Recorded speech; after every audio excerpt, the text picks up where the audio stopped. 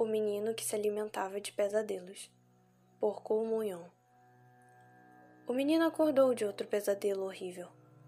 Lembranças ruins do passado que ele queria apagar eram repentinos dos sonhos dele todas as noites e o assombravam sem parar. O menino morria de medo de dormir. Certo dia, ele foi até a bruxa e implorou: "Por favor, apague minhas lembranças ruins para que eu pare de ter pesadelos. Farei qualquer coisa que você pedir." Anos se passaram e o menino virou adulto. Ele não tinha mais pesadelos, mas por algum motivo, ele não era feliz. Certa noite, uma lua de sangue iluminou o céu e a bruxa finalmente apareceu de novo para pegar o que ele havia prometido em troca do desejo. Ele gritou com ela, muito ressentido: "Todas as minhas lembranças ruins sumiram. Por que eu não consigo ser feliz?" Então a bruxa levou a alma dele, como foi acordado, e disse uma coisa a ele: lembranças muito dolorosas, lembranças de arrependimento, lembranças de machucar e ser machucado, lembranças de ser abandonado. Somente aqueles com essas lembranças enterradas no coração podem se tornar mais fortes, apaixonados e emocionantemente flexíveis. E só essas pessoas podem alcançar a felicidade. Não se esqueça de nada. Lembre-se de tudo e supere. Se não superar, será sempre uma criança cuja alma nunca floresce. Olá, ouvinte! Estamos começando mais um episódio de Little Horror Stories Podcast. Podcast que vai te auxiliar nessa descoberta sobre o conto de terror. Iniciamos esse episódio intitulado Mais de um tipo de conto? Com a narração de um conto escrito pela autora Jo Young, que é uma autora sul-coreana que escreveu vários roteiros de K-dramas, e um deles é It's Okay Not to Be Okay, em que esse conto que você ouviu no começo do episódio e outros foram apresentados como escritos pela personagem principal desse dorama, que é a Ko Mun-yeon, e que também é um dos contos favoritos meu e da Sindel também. Hoje, eu, Julie, a Sindel e o Carlos iremos explicar um pouco sobre os subgêneros do conto, já que no episódio passado demos uma contextualização sobre esse gênero. Então, depois, analisaremos um pouquinho mais a fundo o gênero conto de terror, que é o nosso foco aqui. E assim finalizaremos com um panorama histórico e apresentaremos para você alguns autores que escreveram contos de terror. Para iniciar essa pequena discussão, trarei aqui 3 tipos de subgêneros do conto, assim como darei uma indicação para caso você queira explorar esse gênero e ler cada um desses subgêneros que eu vou apresentar. Eu vou apresentar 3 e a Julie posteriormente vai apresentar mais alguns para vocês. Vamos começar. O primeiro é o conto de ficção científica. Então, o de ficção científica é um subgênero que traz uma história que mostra personagens lidando com os mais diferentes e imaginativos recursos tecnológicos para resolverem problemas na Terra ou fora dela. Pode ser que seja aqui, ou seja no espaço, na Lua, e também seja no passado, no presente ou no futuro. O exemplo que eu trago aqui para você desse subgênero é o conto Razão, de 1941, do clássico autor Isaac Asimov. Esse conto está dentro de uma coletânea, que é o livro Eu, Robô. E nesse conto vamos acompanhar a tentativa de um androide de compreender a sua própria origem e propósito. Ele é recém-construído por 2 humanos numa estação espacial, e esse robô ele não acredita que seres que possuem uma inteligência menor que a dele pudessem tê-lo criado, mesmo tendo inúmeras evidências de que os criadores realmente o criaram, Então vai acompanhar essa história, O segundo subgênero é o conto de suspense ou conto de mistério, que traz uma história em que os personagens eles precisam descobrir um segredo ou solucionar um acontecimento inexplicável. E o exemplo que eu trago é o conto As Formigas, da autora nacional Lígia Fagundes Telles. O enredo do conto ele se passa em uma pensão simples, na qual duas estudantes, que são primas, uma, se eu não me engano, é de direito e a outra é de medicina, elas resolvem querer morar perto da universidade. Então, elas acabam indo para essa pensão e resolve, mesmo a pensão esteja caindo aos pedaços, elas resolvem dormir lá. E no meio da noite, e todas as noites que se seguirão na história, elas serão preenchidas com um forte cheiro de odor e uma invasão quase inacreditável de formigas. E o rastro dos animais segue sempre para debaixo da cama, mais especificamente para dentro do caixote de ossos que estava debaixo dessa cama e que elas descobrem. Então, ao longo do conto, né, a gente fica com esse mistério no ar de quem são aqueles ossos, por que as formigas estão indo para lá. E aí, até o final do conto, a gente descobre ou não, porque pode ser que seja um final não solucionado. E o terceiro é o conto policial, que traz um enredo de aventura com personagens policiais ou até mesmo detetives que estejam relacionados a essa área de desvendando crimes, como assassinatos ou sequestros. Um exemplo desse tipo de subgênero, em que o foco remete a esse processo de elucidação do crime, que é uma tarefa geralmente a cargo de um detetive, pode ser ele profissional ou não. É o conto do Poe, do Alan Poe, que no próximo episódio a gente vai conhecer um pouquinho mais sobre ele, que se chama Os Assassinatos da Rua Morgue. E esse conto ele cria a figura de Auguste Dupin, que é um cavalheiro de grande cultura e que pertence a uma ilustre família francesa, mas ao mesmo tempo ele é um homem de hábitos esquisitos, adepto da reclusão e apreciador da noite. E a qualidade maior dele, de Dupin, entretanto, é seu poder de análise, sua capacidade de observação, que lhe permite desvendar mistérios não elucidados pelos métodos tradicionais da polícia, típico, detetive. Então, o enredo ele se desenvolve a partir da notícia, que é lida no jornal, da morte violenta de duas mulheres, passando pela atenção dada ao depoimento de várias testemunhas e pela observação direta do local do crime, Então, tem toda uma investigação e por meio dessa capacidade observadora e analítica, o Dupin chega facilmente à solução do enigma que parecia indecifrável.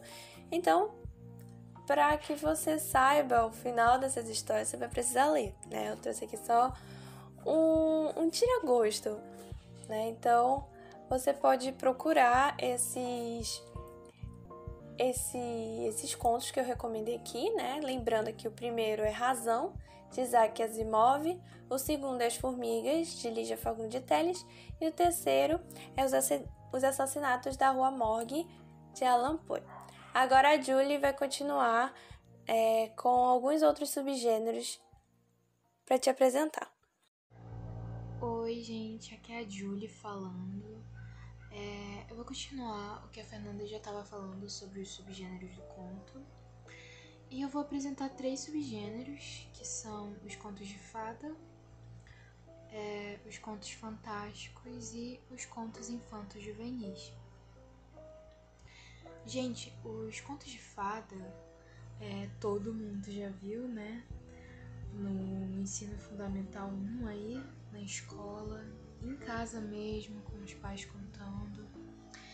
Eles são marcados pela existência de criaturas mágicas, Ele é, sim, um subgênero voltado para crianças, mas não é difícil, né? Hoje em dia você vê contos de fada adaptados.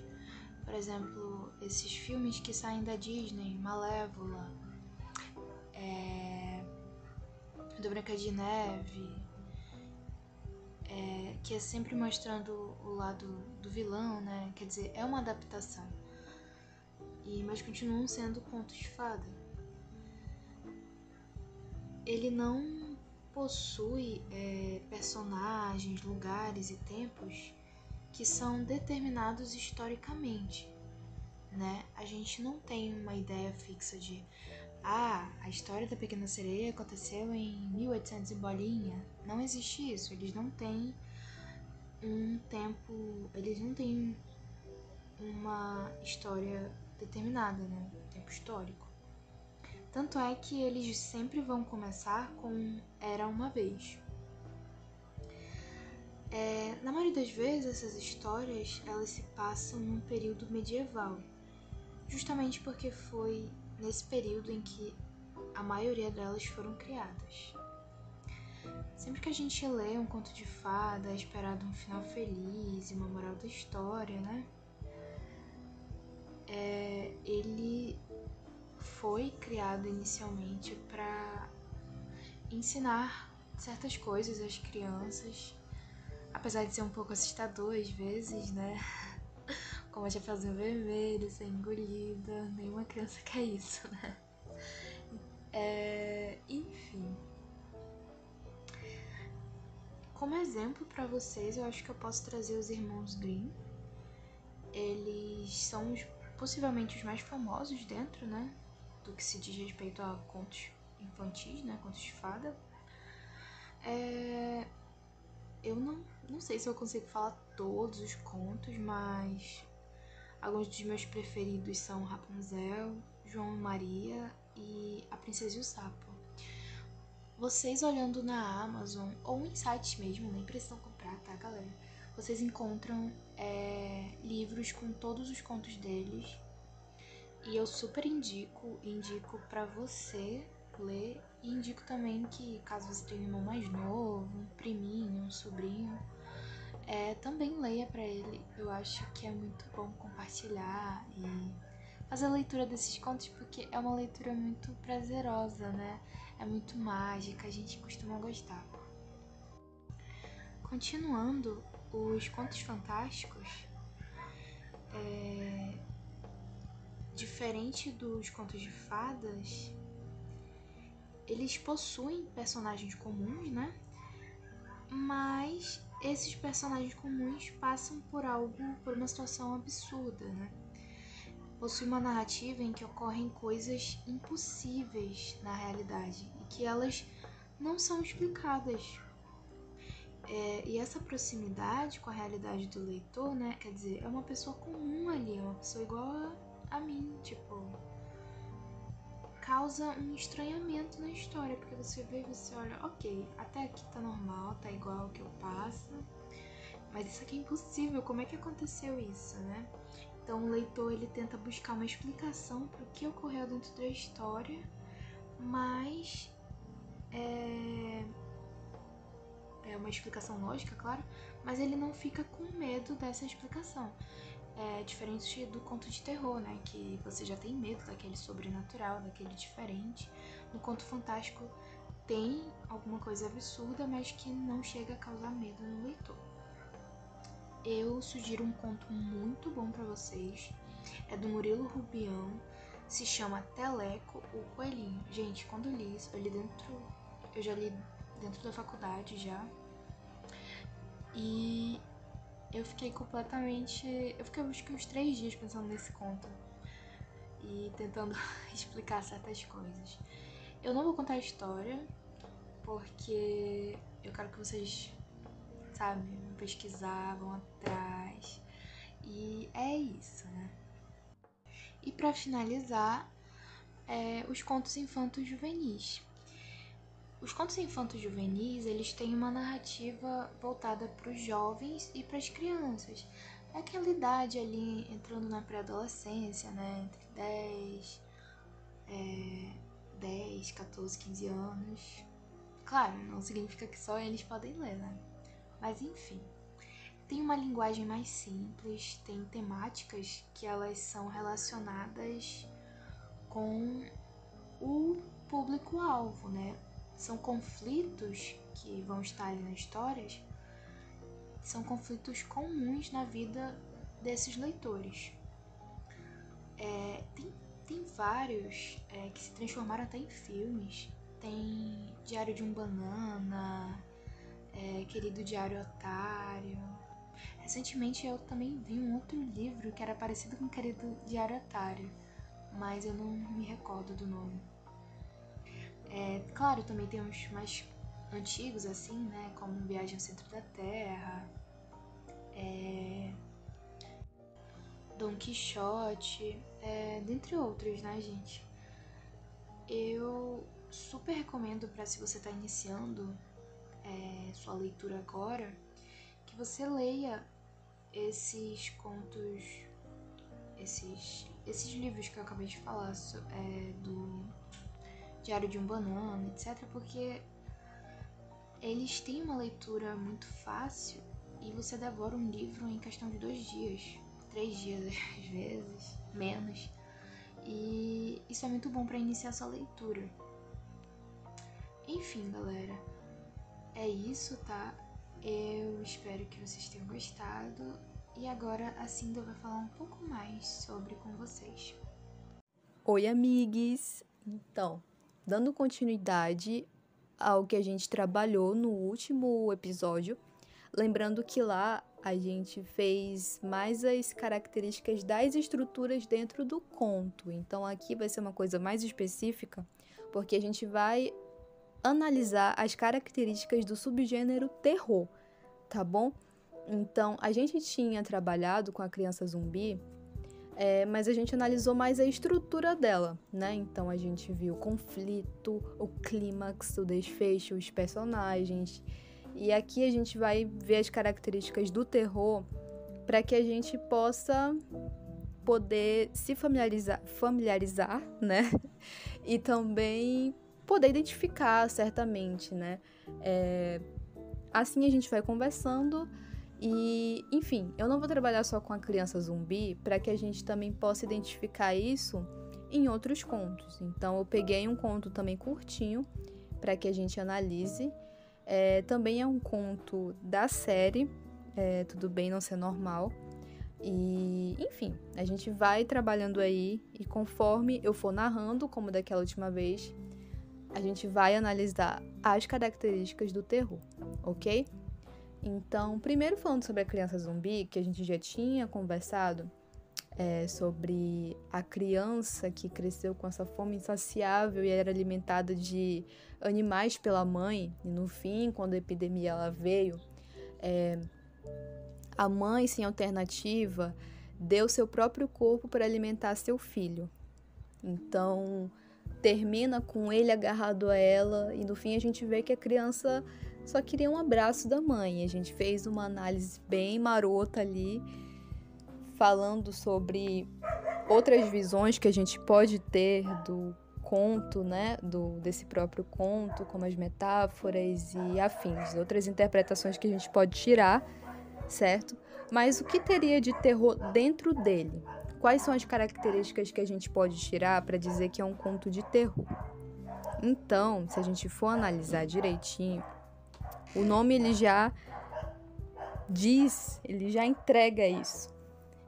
Criança zumbi. A gente sabe que há muito tempo os zumbis eles já são vistos como personagens, né, vilões de filmes, séries, histórias de terror. Então, que é aquela criatura horrorosa que vem e come cérebros de pessoas vivas. Então, já é uma característica do terror. Então, quando começa, e aí essa mãe conclui que ele não tem sentimentos e só tem vontade de comer, assim como um zumbi, já também é uma característica, né? Então a gente pega, primeiramente, como um monstro mesmo, é um monstro. A criança não tem nenhum tipo de empatia pela mãe ou qualquer outro animal. Então, ela rouba animais para alimentá-lo e essa fome dele não se sacia. E aí vem a epidemia, que também é outro traço, né, outra característica do terror, como a gente pode ver em filmes, em livros. Eles seguem mais aquele padrão de futuros distópicos, né? Sempre que tem um tipo de epidemia, alguma guerra ou pós-guerra que envolve armas químicas, e aí tem tipo um cenário pós-apocalíptico mesmo, a gente chama isso de um futuro, uma realidade distópica, né? Enquanto a utopia, ela seria aquele tipo de realidade perfeita, onde tudo é perfeito, o verdadeiro paraíso, a distopia é o contrário. Ela sempre envolve algum tipo de pesadelo e terror que assusta a sociedade, a humanidade. E a gente pode ver isso, por exemplo, em Jogos Vorazes, nesse filme novo que saiu do Lázaro Ramos, Medida Provisória, também é um tipo de realidade distópica. A gente também pode ver isso em Divergente, que é outro livro infanto-juvenil. Não são ligados ao terror, mas é só para exemplificar o que seria distopia, ok? Então, com o choro dessa criança, que depois que os animais morrem e as pessoas vão embora, a mãe, ela dá a si mesma de alimento. E aqui a gente já tem mais um traço do horror, né? Que seria, se essa criança, ela seria vista como um zumbi, mas ainda é humana, canibalismo, certo? A gente tem como referência o Hannibal, né? Aquele vilão serial killer que mata outras pessoas para se alimentar. Então, depois que só sobra o tronco dela, ela se aproxima do filho e ele segura a mãe e diz, né? Você é tão quente. Então, no tempo todo, fica essa dúvida. Ele queria saciar a fome ou o calor da mãe dele. Então, termina de uma maneira que faz a gente se sentir angustiado ou que a gente reflita sobre o que aconteceu na história. E isso também é um tipo de traço que faz a gente ficar pensativo, né? A gente pode pegar, de exemplo, Corra, que é um filme de terror bem famoso, né? Que você passa... Ele não precisa ter um tipo de susto para te envolver e te deixar pensativo. A gente também pode pegar, de exemplo, um filme chamado Hereditário. Se a gente procurar análises no YouTube, a gente vai ver que, ao mesmo tempo que ele leva aquela questão da seita que tem no filme, também pode ser interpretado de uma maneira que fala sobre uma depressão hereditária e como isso faz da vida daquela família complicada, né? É só vendo para entender. É um tipo de coisa que faz você ficar realmente reflexivo no final. Então, esses seriam os traços da criança zumbi. E agora, para a gente poder analisar as características do outro com mais calma, né? Já que a gente já tinha lido, vamos ler A Princesa do Castelo Assombrado, que também é da série Tudo Bem Não Ser Normal. Castelo Assombrado, ele já remete ao terror, né? Que a gente pode ver em Drácula, por exemplo, que vivia num castelo no topo da colina. Essa questão da assombração sempre envolve fantasmas, como a gente pode ver em Frankenstein, daquele doutor que vivia no topo em um castelo assustador. Vamos lá. Há muito tempo, uma linda garota morava em um castelo nas profundezas da floresta. Vivia sozinha e se sentia solitária e entediada. Um belo dia, ela saiu do castelo para tentar fazer algum amigo. Ela oferecia vários tipos de presentes incríveis, mas ninguém aceitava. Um tempo depois, ela descobriu o motivo. Um monstro que carrega a sombra da morte. As pessoas a chamavam assim, ela é um monstro. Aqui a gente vai parar já para poder observar essas características que estão dentro desse conto. A gente pode ver que ela tentava se aproximar dessas pessoas com presentes, mas ninguém aceitava. Então ela descobre que ela carregava uma sombra da morte e as pessoas chamavam ela de monstro. Quando a gente já menciona a morte dentro do conto, é um traço do horror, te deixa meio amedrontado. Vamos continuar. Ela ficou furiosa com todas as almas vivas do mundo e precisava descontar em alguém. De frente para o rio, aproveitou o anzol jogado ali e retirou os peixes, os deixando sob a terra e pisando neles para alimentar sua fúria. Aqui, a gente vê a crueldade dessa garotinha. Então, ela pegou o anzol e foi jogando para tirar os peixes e pisando neles para alimentar sua fúria. Então, ela ia matando os peixes com os pés. Ok, isso é um traço do terror também. Em um desses movimentos repetitivos, acaba tirando um garoto do rio. Surpresa, ela se aproxima do garoto e pisa o peito. Porém, longe do que ela esperava, então ela já também esperava fazer a mesma coisa que ela fazia com os peixes, né? Mais uma vez um traço aí dessa crueldade, o garoto acaba expelindo toda a água que havia engolido. Depois de, inesperadamente, o salvar da morte, aquela sombra assustadora que sempre seguia sumiu e o garoto começou a segui-la. Ele acompanhava, fosse dia ou noite, fosse elas montanhas ou campo, num belo dia ensolarado. Então ela perguntou a ele: "Você ficará sempre ao meu lado?" E ele lhe respondeu: "É claro, nunca irei embora." Ela virou com uma borboleta em mãos, rasgando-a no meio. E em seguida pergunta ao garoto. Mesmo após ver isso, os olhos da garota não transmitiam nenhuma emoção. Então aqui a gente vê não só a questão da crueldade dela, né? Mas também um traço de apatia, que também se encaixa nessa questão do horror. Essa sombra assustadora que até então ficou desaparecida após ela salvar o garoto, será que ela retorna? O garoto olhou para o chão assustado e ventou sobre as várias asas da borboleta ao seu redor.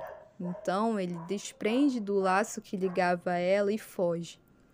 A menina estava sozinha de novo. Foi quando a sombra da morte voltou e sussurrou: "Ninguém nunca ficará ao seu lado, porque você é um monstro.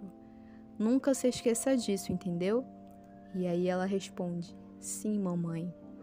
Então o tempo todo ela era filha dessa morte, dessa sombra mortífera que estava atrás dela. E o final a gente descobre que será que realmente seria a morte? Será que o tempo todo não seria algum tipo de analogia para aquilo que te prende, que te maltrata? Então seria com certeza um traço do horror, até porque, como na Criança Zumbi, aqui a gente pode ter uma outra interpretação do conto. Se no caso essa menina ela tivesse esses tipos de traço e a sua mãe convencesse ela de que ela não poderia ser diferente do que é, porque ela é um monstro e sempre vai ser, né? A gente é um tipo de caso da família tóxica, né? Daquele ambiente que deveria te proteger, mas faz o contrário. Então, seria sim um tipo de coisa que você pode levar para o horror e que também, quando você termina a leitura, te deixa reflexivo do que poderia ser a interpretação do que você está lendo, certo? Então, às vezes, esses tipos de contos, eles infantis, né? Eles transmitem uma outra mensagem. No caso dessa, fala sobre essa questão da toxicidade que às vezes vem de quem deveria proteger a gente, né? A questão de botar você para baixo, de convencer que você é uma coisa. No caso, essa menina, ela já tá na cabeça dela que ela é uma princesa de um castelo assombrado, que seria a própria casa, e pela solidão e o tédio que ela tem, e pela mãe, que essa sombra assustadora viver em cima dela, ela já tá convencida de que nada vai mudar, que ela é assustadora. Então, ela tenta se aproximar, mas sempre faz aquela volta, porque ela sempre vai ser aquilo. Então, é disso que se trata. A gente pode pegar esses tipos de traço no terror, né, dentro do terror. E é isso, gente. A gente vai trabalhando mais sobre as características do terror e conforme a gente for trabalhando, a gente sempre vai voltar nesses pontos. Sempre vai voltar nessas características, nos acessórios que contém dentro dele.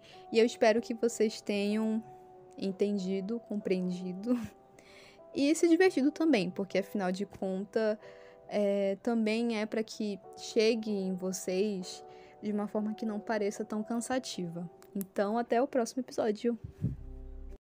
Olá, ouvintes, sejam muito bem-vindos a mais uma parte do podcast, onde eu vou falar sobre, eu acho que é a parte que eu mais gosto, que eu mais me identifico assim, que eu vou falar para vocês sobre histórias de contistas de terror, sobre escritores famosos, sobre histórias famosas que influenciaram muito no gênero do terror hoje em dia e que provavelmente vocês vão conhecer ou já ouviram falar.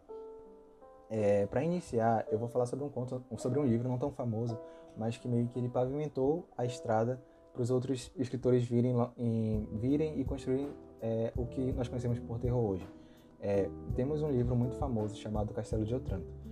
Esse castelo e esse livro ele conta a história de um príncipe chamado Manfredo, e a família desse príncipe tem uma maldição, que a linhagem dele nunca iria para frente. Então ele quer por todas as formas quebrar essa maldição.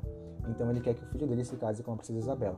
Só que no dia do casamento do filho dele com a princesa Isabela acabou acontecendo uma tragédia. O filho dele morreu de uma forma muito grotesca e, apesar de parecer um acidente, o príncipe Manfredo não aceita isso como um acidente. Ele quer culpar alguém, ele quer achar um culpado, ele quer dizer, foi você que fez isso, você que matou meu filho e tal. Então, no meio dessa busca por um culpado, no meio dessa confusão, temos altas revelações grotescas sobre a família do príncipe Manfredo, sobre o castelo de Otranto. Assombrações aparecem, tudo que nós entendemos por clichê no terror meio que acontece nesse castelo. Então ele foi a base para a literatura gótica, para a literatura do terror se desenvolver. Tendo como base o Castelo de Otranto, nós temos nosso primeiro escritor famosíssimo, que é o Edgar Allan Poe. O Edgar ele é famoso por escrever histórias ambientais, onde meio que você se sente sufocado pelo ambiente, como temos A Casa da Queda Usher, que ele vai descrevendo, você vai se sentindo sufocado por causa das paredes, do buraco, com medo de ficar preso lá no subsolo. Os contos mais famosos do Edgar são O Gato Preto e O Corvo. O Corvo conta a história de um homem que quer esquecer a amada dele, ele está tentando tirar ela dos pensamentos, quando ele escuta uma batida na porta. Ele acha que é na porta no caso, mas na verdade é na janela, e um corvo entra na casa dele e o corvo começa a conversar com ele, né? Cara, um fato que eu descobri é que corvos, eles falam, tipo, eles não são capazes de se comunicar com a língua, mas eles são capazes de produzir sons iguais aos dos humanos. Então, esse corvo, ele começa a falar nunca mais, Nevermore, e o eu lírico do poema, né, fica tipo, mano, que Nevermore e tal. Eles começam a ter um debate ali, e quando se desenrola nessa questão, e a dúvida vai crescendo em você, a curiosidade de saber o que aquele corvo significa. Então é um dos poemas mais famosos da literatura do terror e tal. Quando você colocar o corvo meio que lembra o Edgar. Tem até um filme chamado O Corvo, que conta a história do Edgar em certos aspectos. E temos O Gato Preto também, que conta a história de um homem que ele encontra um gato, e ele resolve levar o gato para casa dele, e ele começa a criar o gato. Só que o gato começa a criar nele sentimentos de repulsa, então ele começa a maltratar muito o gato, e a história se desenvolve nessa questão.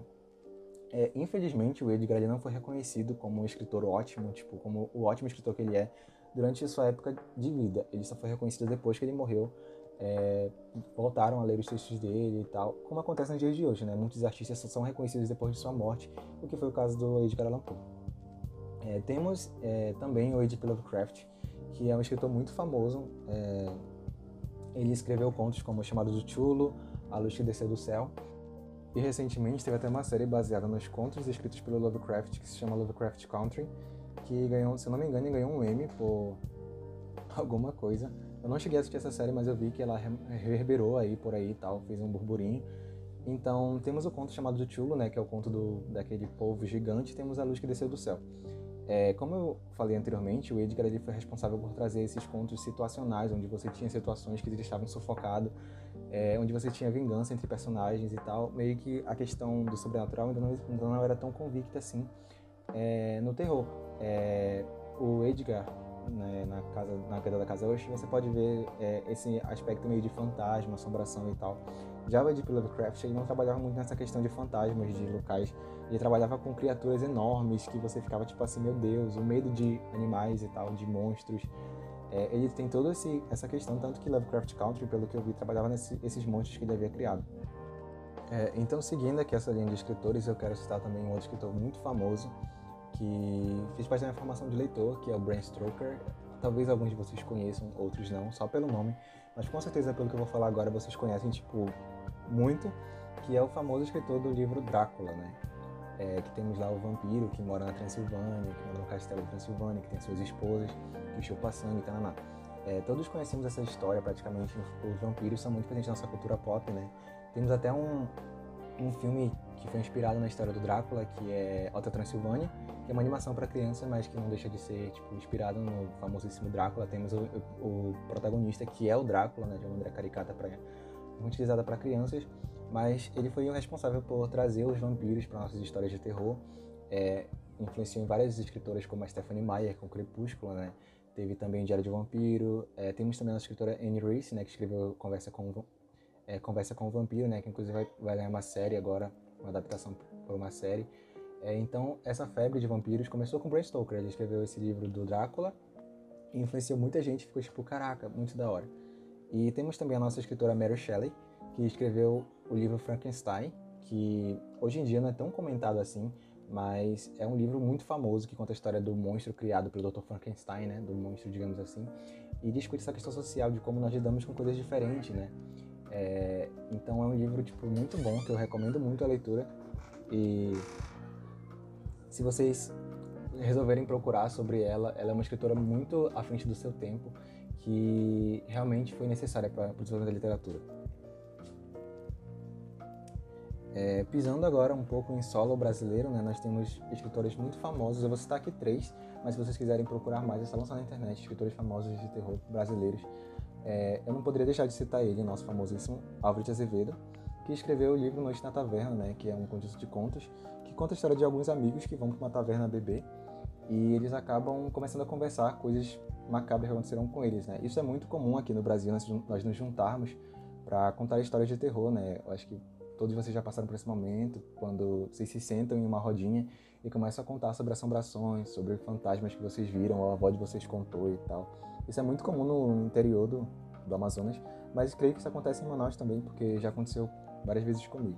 Então, o Álvaro escreveu esse livro, Noite na Taverna, né, que conta essa história dos amigos que se reuniram nessa taverna para conversar. E temos também o Lázaro de Azevedo, que é o famoso escritor do Cortiço, né, naturalista, mas ele também escreveu um livro chamado Demônios, que, cara, quando eu tava vendo a sinopse desse livro, eu fiquei tipo muito, uau, eu não imaginava que um livro clássico brasileiro teria essa premissa de que um dia o protagonista acorda pela manhã e simplesmente não amanhece. Os dias não chegam, é noite para sempre. E além de ser noite para sempre, existem vários demônios andando por aí e tal. E ele fica tipo, caraca, mano, o que eu vou fazer? Então ele sai em busca de proteger a amada dele, Laura, né, no meio dessa noite eterna, desses demônios que existem lá fora. E essa é a premissa do livro, eu achei muito interessante, inclusive eu vou procurar pra me ler. Eu só li a sinopse e eu fiquei tipo, caraca, mano, isso é um clássico brasileiro e tal. E eu queria citar por último, nessa de clássicos brasileiros, a Lígia Fagundes Telles, que infelizmente faleceu recentemente, mas que ela também tem vários livros, tem vários contos de terror, né? E um dos contos que eu li durante o ensino médio foi um conto intitulado Formigas, que conta a história de 2 amigas que acabam alugando uma casa. Elas encontram uma pensão onde elas alugam um quarto para elas passarem a noite. Elas estão se formando em medicina e elas alugam essa pensão. Se não me engano, estão se formando em medicina. Só que todas as noites elas acordam e existe um caminho de formigas, né, que leva para baixo da cama delas. E quando elas vão olhar o que essas formigas estão fazendo, elas estão montando um pequeno esqueleto. Então, cada noite essas formigas montam uma parte maior do esqueleto. E vocês, se eu despertei a curiosidade de vocês procurem para saber o que acontece quando o esqueleto é montado completamente e tal, o que acontece com essas meninas. Eu achei essa história muito interessante. Como eu já citei a Anne Rice, né, que é a escritora de Conversa com o Vampiro, que é inspirada no Bram Stoker, eu queria falar do Richard Matheson, que ele é um escritor de um livro muito famoso, mas as pessoas conhecem mais o livro por causa do filme, que é o famoso filme Eu Sou a Lenda, né, que tem o protagonista lá e tal. que se passa com vampiros, que o mundo é infestado por vampiros, meio que vampiros zumbis. E ele é o último homem, digamos assim, da Terra. E o filme eu não assisti, mas eu li o livro. O livro se passa no dia a dia dele lidando com essa infestação de vampiros, né? É interessante porque o Richard, ele dá uma explicação, digamos, científica pro fenômeno do vampiro. Quando você lê o livro, você fica tipo assim, caraca, a explicação dele faz tanto sentido que você fica tipo assim, caraca, será que isso provavelmente é verdade? Então o Richard, ele ganhou alguns prêmios pelo livro que ele escreveu. É um livro de ficção científica que dialoga com o terror, claro. E traz essa questão dos vampiros também, inclusive, como eu disse, do Bram Stoker, né? Ele iniciou o mundo o universo dos vampiros que se desenrolam até os dias de hoje. Eu queria citar aqui também um escritor, um ilustrador, quadrinista, que eu não conheço muito, mas eu sei que ele influenciou muito no terror, inclusive vai lançar uma série agora deles, inspirada numa das obras dele. Mas assim, tipo, eu estou me planejando para ler mais sobre esse assunto, porque eu sei que realmente deve ser muito legal pelo sucesso que faz, que é o escritor Clive Barker. Ele escreveu Sandman, que só pelo nome você já sabe que é alguma coisa assim, tipo, uau. A Netflix está trabalhando em uma adaptação dos quadrinhos, né? E existe muito... O Sandman influenciou muito no terror atual, de como se produz quadrinho, de como se produz coisas de terror. Tem vários personagens que são, tipo, apesar de você não saber que são da obra, eles são muito famosos. E eu queria terminar com dois escritores assim, que eu admiro muito, que são meus escritores favoritos. Primeiro, em solo internacional, que seria o Stephen King, que é um escritor muito gênio, cara. Os livros do Stephen King são, tipo, muito blow mind. Você lê, você fica tipo assim, caraca. Meu livro favorito do Stephen é It, a Coisa, que teve essa adaptação cinematográfica recentemente, né, digamos assim, acho que foi em 2019 que lançou It, a Coisa parte 2. E eu gosto muito do livro do Stephen King por ele flertar muito entre gêneros, sabe? Apesar dele ser conhecido pelo terror, os livros dele, tipo, tem várias camadas, vários desenvolvimentos. Eu gosto muito de Salem, de A Dança da Morte, A Hora do Vampiro. No caso, Salem, A Hora do Vampiro, né?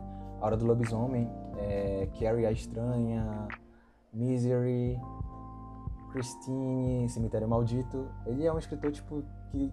O que você pensar, tipo assim, nossa, eu queria ler um livro tal, o Stephen King já escreveu. Você tem uma ideia, o Stephen King já foi lá e elaborou ela, porque é cada livro bizarro que ele escreve, e cada livro genial. É claro que tem alguns livros dele que eu não gosto, mas praticamente eu gosto de quase todos. Tem um livro, assim, tipo, que é sobre a Redoma, né, que é de uma cidade que foi rodeada por uma cúpula, que é, tipo, uma ideia que você nunca pensaria, mas quando você tá lendo, você, tipo assim, você pensa, caraca, como é que eu não pensei nisso antes? Tem o livro do carro assassino, né, que é Christine, tem o livro do cachorro assassino, que é Cujo. Então ele é um escritor de mão cheia, cara. Se você quiser se aventurar no terror, acho que o Stephen King tá ali, tipo, te dando todos os tipos de terror. Agora em solo nacional temos o nosso famosíssimo Rafael Montes, que teve uma série adaptada, teve um dos livros adaptados pela Netflix, que é Bom Dia Verônica, que conta a história de um assassino de mulheres que coloca uma caixa na cabeça delas e tal. E, enfim, procurem por aí. Tem um livro dele também que é Suicidas, Dias Perfeitos, O Vilarejo, Jantar Secreto. Eu digo assim, tipo, particularmente eu considero o Rafael Montes o nosso Stephen King brasileiro, porque, cara, o homem sabe escrever, sabe? Tipo, ele escreve cada coisa que tu fica tipo assim, meu Deus. Eu passei pela experiência de ler Jantar Secreto e, nossa, mano, é um completo de jejum, sabe? Tipo, você fica lendo assim, a sua barriga revira e tal. Eu vou contar a sinopse pra vocês, caso vocês tenham interesse em procurar, né? Jantar Secreto conta a história de, se eu não me engano, são 4 amigos que eles saem do interior do Brasil e vão pra uma cidade na capital fazer faculdade. E quando eles chegam lá, se não me engano, é por volta de 2014, que teve lá aquela crise no Brasil, né? Então eles se veem apertados. Eles alugaram um quarto, tipo, muito bom. E depois eles se viam sem dinheiro para pagar, eles iam ser despejados, eles iam morar na rua e eles não iam terminar a faculdade. Então, eles, tipo, estavam meio que, tipo assim, nas últimas, entende? Então, eles começam a planejar como eles vão conseguir dinheiro. E um dos amigos dele, que tem um apelido de... Cara, é alguma coisa a ver com porco. Um dos amigos dele lá começa a procurar na internet e faz uma piada. Tipo, ele lança assim, numa das redes sociais, ele lança que eles estão fazendo jantares secretos e o prato especial é carne humana. Assim que os amigos descobrem que ele fez essa proposta, eles ficam tipo, cara, você tá louco, não sei o que, apaga isso e tal. Então eles tiram o anúncio do ar, Mas antes deles tirarem o anúncio do ar, tipo, várias pessoas entraram em contato com eles, oferecendo, tipo, quantias absurdas pelo jantar secreto, né? Então eles pensam, tipo, caraca, mano, como assim? A gente pode investir nesse projeto e tal. E eles começam a planejar como eles vão fazer esse jantar secreto. Claro, obviamente você deve ter pensado, eles podem oferecer carne não humana, né? Tipo, eles podem oferecer carne não humana, já que as pessoas não sabem qual é o gosto. Eles pensam nisso, mas eles têm medo de que essas pessoas ricas descubram e façam alguma coisa com eles. Então eles planejam como eles vão conseguir essa carne humana, como eles vão propor os jantares e tal. Então é um livro que, assim, cara, se você tiver muito estômago, você realmente vai ler. O Rafael Montes, ele escreve cada coisa grotesca que, meu Deus, é uma aventura, sabe? E, por último, eu queria citar um escritor regional, que é o Jean Santos, que é um escritor que eu gosto muito, que ele escreveu um livro chamado O Dia em que Enterrei Miguel Arcanjo, que, inclusive, um dos contos desse livro é narrado no primeiro episódio desse podcast, que é o Veredito, que é uma história do gatinho lá, né? Inclusive, a inspiração do gato no Edgar, né? Então, eu espero que vocês tenham se aventurado comigo nessa minha explicação sobre vários escritores que eu conheço de terror, também que eu desconheço, que eu procurei para falar aqui com vocês, e de como vocês viram que o terror foi se desenvolvendo, como existem várias influências do terror, tanto literário quanto cinematográfico, quanto em quadrinhos, como ele foi se desenvolvendo e se tornou o que é hoje. Temos um filme recente assim que hypou muito, foi Fear Street, né, que é Rua do Medo, que tem essas várias inspirações nos terrores já passados, a questão do Ghostface, né, do filme Pânico, Leatherface, o Massacre da Serra Elétrica, Sexta-feira 13. Então o terror tá aí e ele é muito interessante para ser estudado, para ser analisado, para ser lido, né, para se aventurar nessas diversas formas de se escrever. Espero que tenham gostado e espero vocês pro próximo episódio. Até mais!